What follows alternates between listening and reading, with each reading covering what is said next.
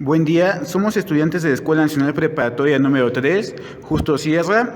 Somos integrantes del equipo número 4 del grupo 604, presentando una breve explicación sobre el artículo 24 constitucional.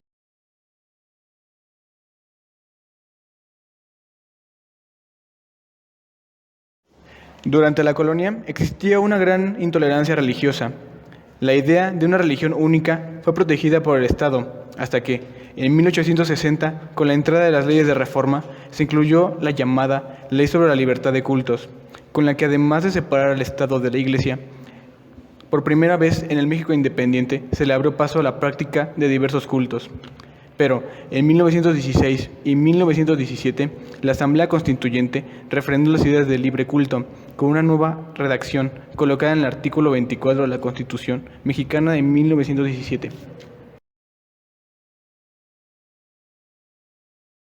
El artículo 24 de la Constitución Política de los Estados Unidos Mexicanos es de garantía de libertad, donde nos habla de toda persona tiene el derecho de convicciones éticas, de conciencia y de religión. Dentro del ámbito religioso, toda persona tiene el derecho de asistir a cultos religiosos, participaciones colectivas, rituales, siempre y cuando este tipo de hechos no tengan un carácter ilícito penado por la vía jurídica. En el caso de que algún tipo de ritual viole el marco jurídico de la ley, la sanción se aplicará. El artículo 24 contiene dos tipos de libertades, la de conciencia y la de culto. La primera es la libertad de pensamiento, específicamente sobre las ideas religiosas, mientras que la segunda es la manifestación de la libertad. La ley reglamentaria del artículo 24 constitucional es la Ley de Asociaciones Religiosas y Libertad de Culto. Esta establece las disposiciones para que la misma sea legal y pueda ejercerse. En cuanto a la libertad de culto, tiene dos restricciones fijadas en el artículo 24 constitucional, que dice: la profesión o creencia religiosa que adopte el individuo, así como la práctica de sus ceremonias, no debe constituir un delito o será penado por la ley.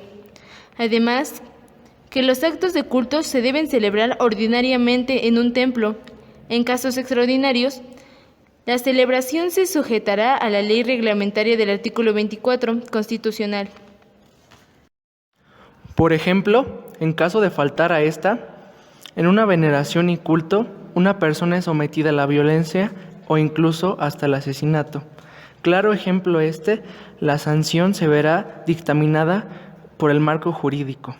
Otro ejemplo que podemos ver del artículo 24 constitucional, importante, se podría ocupar para todavía entender la función y establecimiento del artículo.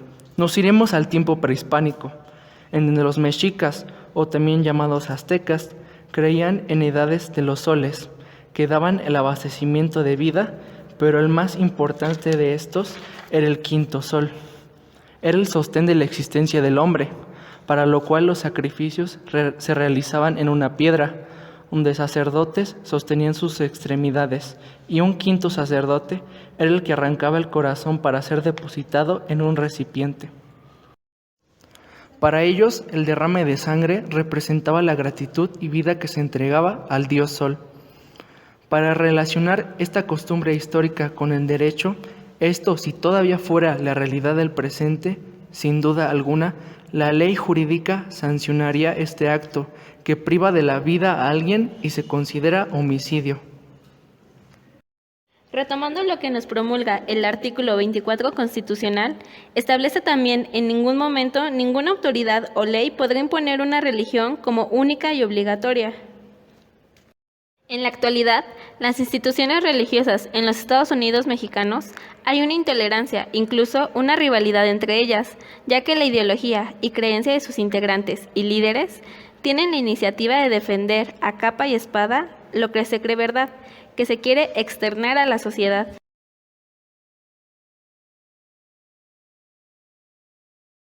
A pesar de todo, vemos que el Estado aún así ha tenido la capacidad y tolerancia de todavía respetar algunas intervenciones de la Iglesia con la sociedad dentro de su vida ideológica.